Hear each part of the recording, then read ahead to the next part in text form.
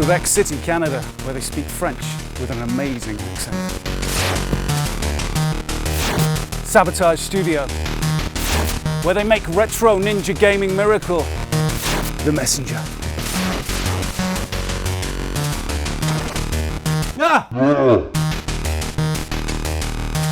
I've just arrived at Sabotage Studios in my Messenger wagon here. I'm gonna break my ankle.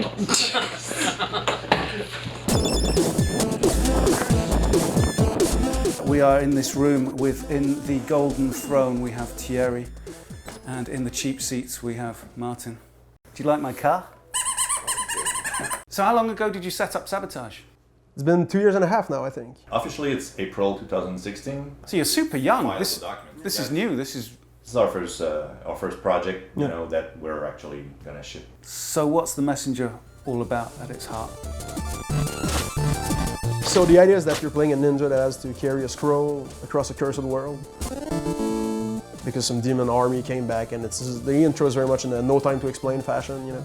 And the idea is to mess with players' expectations, right? So you're first presented with this, 8-bit linear action platforming game.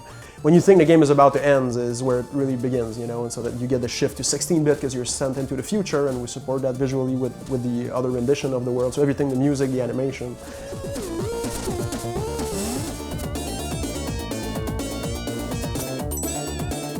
You loop back around to the beginning of the game, and then the frame falls completely, and it becomes more of an exploration adventure, like Metroidvania, if you will. So now you're moving around, looking for new paths and new things, and shifting in real time between the past and future world. Roughly 80% of the dialogue in the game is hidden as well, or not hidden, but optional. Sorry. So if you don't care to talk to NPCs, you don't have to. If you just want to play the action platforming, you can just do that. But if you care to dig deeper, it's actually a richer world than you would expect. The game doesn't look like it should be able to do what it eventually does, is the idea here. Right, so this is Sabotage HQ. So here it's Martin. Business, market, financial. Well, the difference is that I see is that he has a business laptop. Everybody else has huge gaming screens. Yeah, I often work from home in my pajamas. He's our stay-at-home dad. Yeah. That's his official title. Then we got Phil here. Phil is our level designer. Hey, Phil. So he's just playtesting the game all day, every day, and tweaking, and until everything is perfect.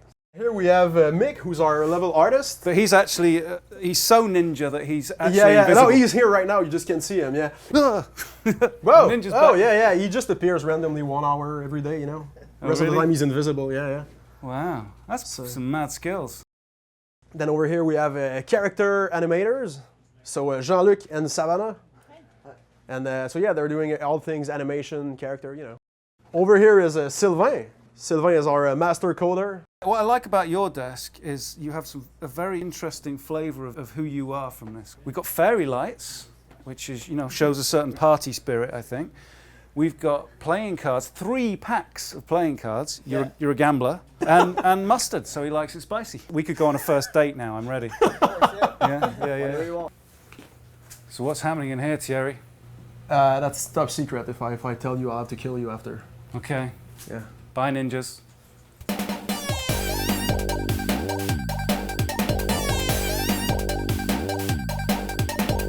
So what was the ultimate ninja game for you?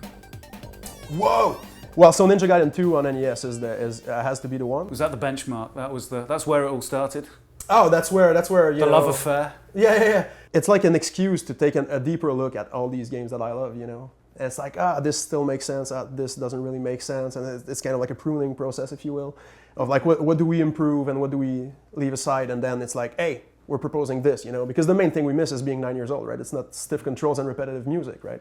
So we're trying to come up with a thing that makes sense today while still pulling on the strings of like, oh, I'm with my cousin, it's Christmas, we just unwrapped a new game, and you put your big shirt over your knees and you're like, let's play all night, So you want to flick that nostalgia switch for totally. People as well. That's what this is all about. Yep. Time to take a visit to the retro gaming mecca of Quebec City. Oh yeah.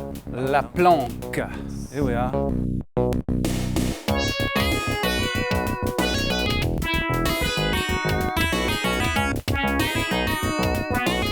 So that's the art from, you can see the art from number 1. Yeah, that's 2 and 3. Yeah. And 3, okay. And 2 was so cool with the dragon, and you had the ninja with the pose on the... All three.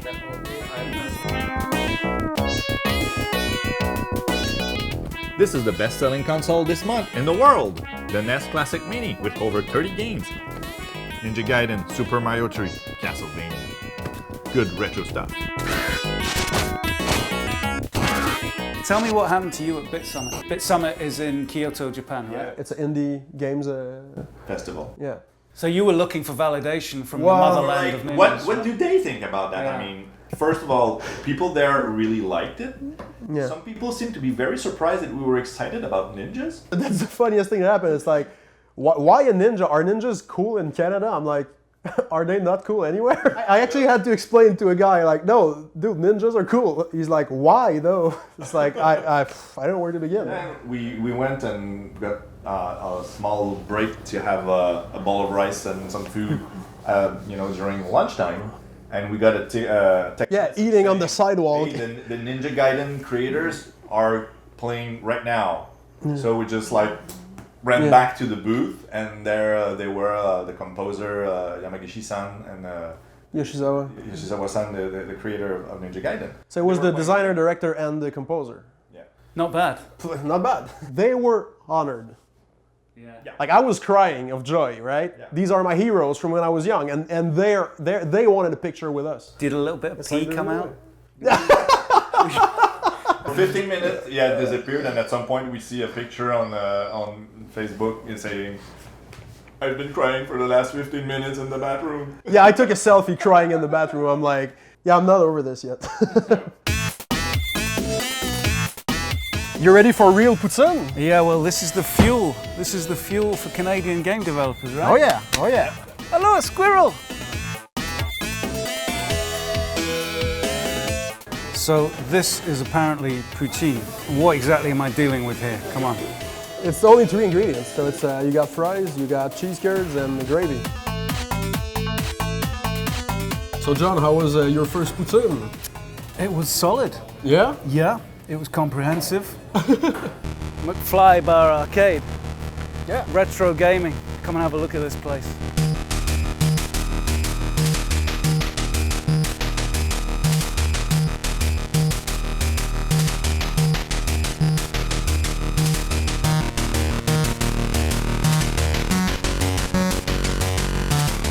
I had an NES, right? And I only had Mario Brothers 1 and a baseball game, which I hate, sports game.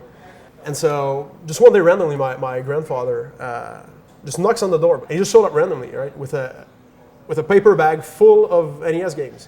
Why? And I don't know. And you know what? It's too late to ask him. Like, everything you'd seen at Top 20 was in there. The first Metroid, Final Fantasy, Castlevania, it was all there. My mom goes like, you can't give him that. Like, he didn't say he was visiting or anything. And she's like, you can't keep that. You don't listen in class. It's not your birthday. There's nothing happening. Why is he here with that? But she kind of felt bad. She's like, okay, you can keep 6. For my 6th game, it was either Ninja Gaiden 2 or Castlevania 3, right? And we joke about this sometimes because if I had kept Castlevania 3 instead, maybe we'd be doing a totally different game right now, Yeah. Because I played this like in and out. You still play it all I the still time. play it actually, yeah.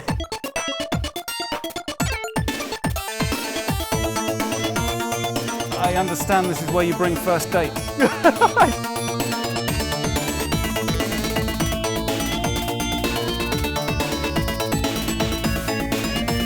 Round 2. How did you two meet? Oh wow, that was a little over 10 years ago, I think. About 10 years ago. Yeah, and we used to work at the same studio here in Quebec City, a studio called Freema. There was over 300 employees. I was in more like the servicing department. It was during the Flash games years, web-based MMOs for kids and things like that. Flash games. Yeah. And then Martin was taking care of the IP department, So the company was so big that we never actually got to work together. But one day at lunch, I just had my NoFX t-shirt on, and he was like, dude, I'm so into that band, and we just started, talking about music and just bonding over this love for punk rock. We did a podcast here in Quebec with a friend. I was a big fan. I was listening to that podcast, and I really got to know him through his podcast first. We both love games. We both love punk rocks. I think we have the same approach to a lot of stuff. Punk rock and podcasts brought you together. Yeah, I guess. That's beautiful.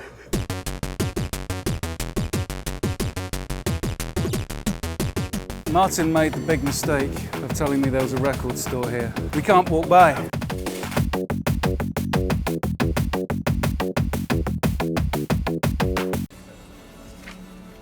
You're just jealous because Yeah. my hair is going to be so beautiful after this. So we've come out of Knockout Records with exactly the right piece of vinyl. Yeah. This is the band that brought you together. Oh yeah, yeah. This is a beautiful day.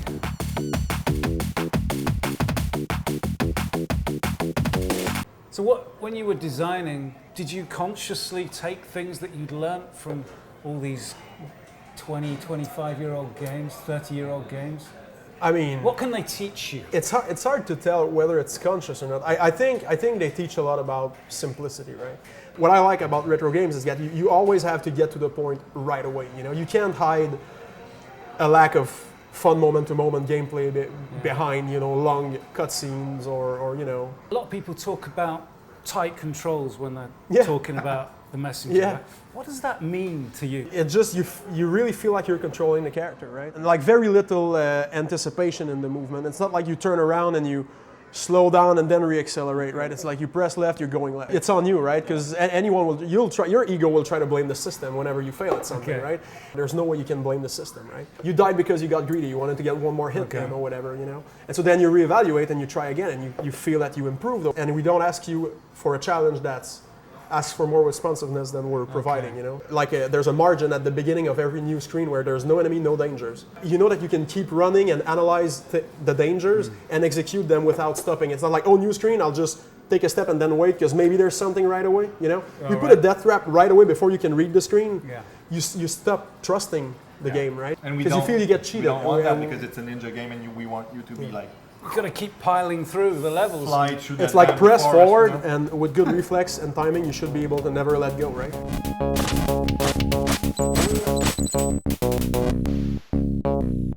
Tourist. This is a first for me, the first time on a plastic chair in a swimming pool. Not bad, huh? It's amazing. What's this? I don't know. Let's go. All right. You're approaching the end, at least of this stage. I mean, how does that feel? I don't know how it feels anymore. I haven't slept in about 6 months at this point. There's a few things. I get really personal in the game with some of the stories. I don't know if I went too personal. I'm not sure anymore. So you might have exposed yourself a Yeah, bit. I feel very vulnerable right now. It's like you know, because the whole world may potentially see it if they care to watch, and it's like that would be like that would be a pretty huge rejection to receive. You know, but I'm ready for it because I'm happy with it. But there's one specific story from the shopkeeper in the final level of the game that's way too personal, and I wanted to remove it. And 3 people on the team told me I almost cried reading it. So I was like, okay, I'll leave it in. And so it's in there, and I'm not sure it should be there. And I have about 2 days left to remove it, and I think I will. Really? Yeah, I'm still not sure. So you're going to release it into the world and let the world decide your fate. Yeah, exactly. You're crazy. Yeah. Well, I guess you have to be, right? You got better. I'm going to be there with you. Thank you.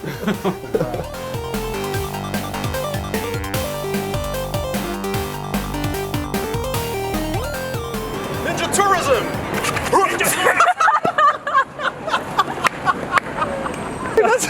Come on, Ken. Come on, Quebec.